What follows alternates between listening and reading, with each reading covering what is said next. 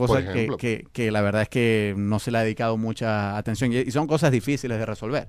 Yo aquí la verdad es que yo no soy un creyente de la religión cristiana y estoy más bien planteando los problemas que, Claro. que la religión cristiana tiene que enfrentar. Quedaría de parte de un apologista cristiano, un sacerdote, quizás tú que conozcas mucho de fe y alegría, que resuelvan este tipo de cuestiones. Yo aquí estoy más bien del parte como hacen los saduceos, no de parte de Jesús, es decir, planteando las preguntas mal intencionadas. Ese es un tremendo problema también, pero supieras que hay otros. Otro problema, por ejemplo, es que según la iglesia, la religión cristiana, y no solamente la religión cristiana, el Islam también, postula que el mismo cuerpo resucitado va a ser el mismo cuerpo que nuestro cuerpo actual, incluso con los mismos átomos. Tú sabes que nuestro cuerpo, como todos los objetos materiales, está hecho de átomos. Pero hay un problema con eso, que no hay garantía de que el cuerpo actual que tenemos en este momento, configurado por unos átomos, que esos átomos sean los mismos que constituyan el cuerpo en la resurrección, porque es que el cuerpo humano nunca tiene los mismos átomos. Y puede llegar un momento en que los átomos que conforman tu cuerpo dentro de 10 años van a formar parte del cuerpo de otra persona. Por ejemplo, me imagino tú habrás visto algunas películas, Alexander, donde hay canibalismo. En Jericó, por ejemplo, una película venezolana, se documenta como el canibalismo entre los españoles y tal.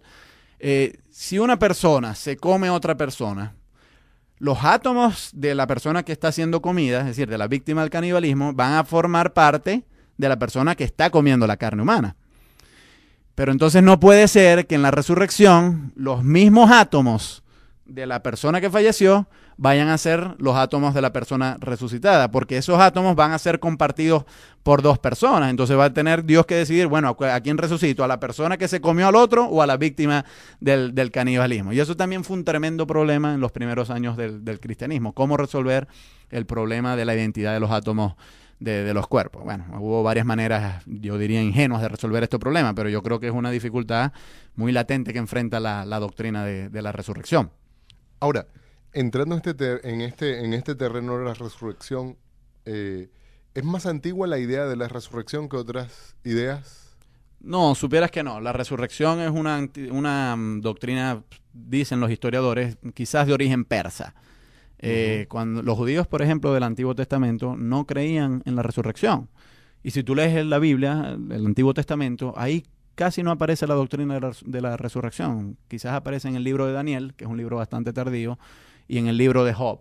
Pero de resto, cuando la gente se moría en el Antiguo Testamento, lo que ellos creían es que iban a un infierno que ellos llamaban el Sheol, un mundo así subterráneo, pero no era propiamente la resurrección de los cuerpos como los cristianos y musulmanes, y luego también los judíos vinieron a creer.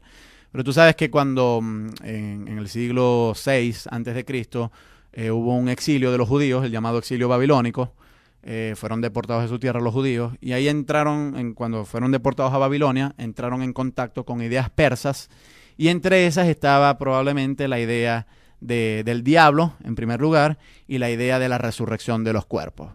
La resurrección de los cuerpos es una idea que, inclusive en tiempos de Jesús, quizás un tercio o un cuarto de la población judía no aceptaba la doctrina de la resurrección. Por eso es que el mensaje de Jesús es muchas veces chocante en el contexto. Los saduceos, por ejemplo, este grupo del cual te vengo hablando. De ahí viene la pregunta malintencionada. De ahí viene la pregunta malintencionada. Los saduceos no creían en la resurrección. Y los fariseos, que son aquellos contra los cuales nosotros creemos que Jesús se enfrenta tantas veces, y en el Nuevo Testamento es verdad que Jesús muchas veces aparece enfrentado con los fariseos sí creían en la resurrección. Es decir, que Jesús por lo menos tenía a los fariseos como aliados en su creencia respecto a la resurrección. Esta creencia en la resurrección no es compartida por la vasta mayoría de los seres humanos. La vasta mayoría de los seres humanos tienden más bien a creer en apariciones fantasmales, es decir, que algo queda, pero no propiamente el cuerpo, sino algo así pues como una visión o algo así como un fantasma como Gasparín, por ejemplo, o sea, como algo blanco así que atraviesa paredes, pero no es propiamente el cuerpo en carne y hueso como tú y yo. Ahora, hay un elemento aquí importante también de la resurrección, que entonces hay el cuerpo, en líneas generales, como que va a tener dos dimensiones. Una es la dimensión de lo que se le va a llamar el alma, o eso que no muere, que queda por allí, y otro es el cuerpo, que se degrada, que se corroe y que finalmente desaparece, pero a lo que, según la orientación del Nuevo Testamento, se va a reintegrar nuevamente con el alma, con el espíritu para formar. Ahora, ¿a qué lugar, a qué espacio se va el alma en la espera de venir el juicio final? La resurrección, el juicio final. Claro. Bueno, fíjate tú, quizás yo ahí discrepe contigo en una cosita, pero yo entiendo que lo que tú estás diciendo es un punto de vista compartido por mucha gente. Yo no Y que estoy va a ser íntegramente la visión de Pablo en el Nuevo Testamento. Sí, ¿no? efectivamente. Pero durante los primeros siglos del cristianismo hubo mucha discusión respecto a si la conciencia quedaba después de la muerte o si más bien había como un sueño profundo en el cual nadie era consciente y se volvía a reactivar en el juicio final, ¿no?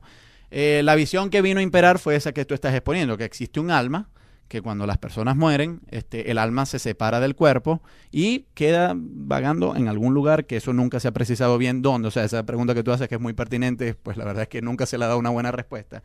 Y en el juicio final se iba a reintegrar con el cuerpo.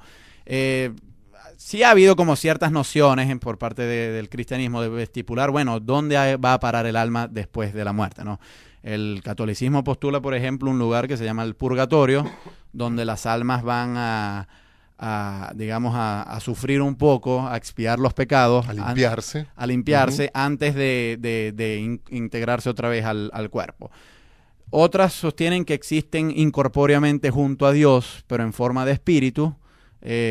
Otras postulan, bueno, que además de existir las que merecen existir junto a Dios, hay otras que existen en una suerte de infierno, pero un infierno no propiamente corpóreo, sino un infierno de almas, donde las personas sufren, pero no tienen una existencia con el cuerpo, y están en espera de que en el juicio final se reintegren al cuerpo.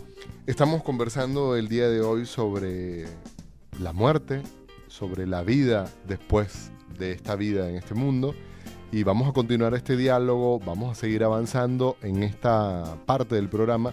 Hemos mirado especialmente el tema de la resurrección, nos esperan también otras visiones de este tema. Hacemos la pausa y ya continuamos.